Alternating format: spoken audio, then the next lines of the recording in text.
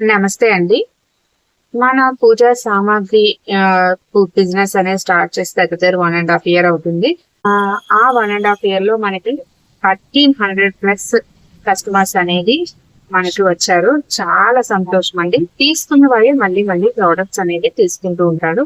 అయితే ఇందులో అన్ని లాభాలే ఉండవండి. ఇప్పుడు చూపిస్తాను. నేను ఎప్పుడు కూడా నష్టం వచ్చింది వాటి గురించి నేను ఎప్పుడు చెప్పలేదు.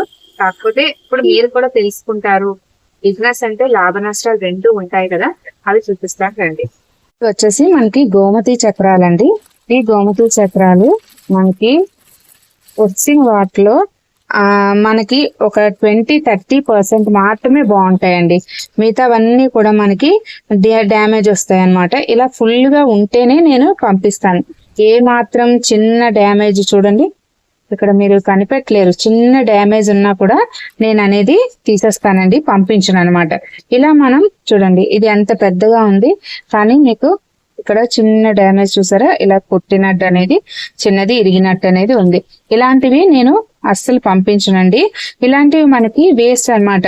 మనం అంత కాస్ట్ పెడతాము, కాస్ట్ పెట్టిన దాంట్లో మనకి 20% మాత్రమే గోమతి చక్రాలు మంచిగా వస్తాయి. అయితే మనం ఆన్లైన్ లో బుక్ చేసుకుంటే వాళ్ళు డ్యామేజెస్ తో పాటు పంపించేస్తారు. మనలాగా ఎంచి కరెక్ట్ గా ఉన్నాయా లేదా అని చూసి మాత్రం పంపించరు అనమాట. ఎందుకంటే నేను ఒకసారి ఆర్డర్ చేశాను కాబట్టి నాకు అది తెలుసు. అందుకని మనకి బిజినెస్ అంటే లాభము ఉంటుంది, నష్టము ఉంటుంది. స్వస్తి.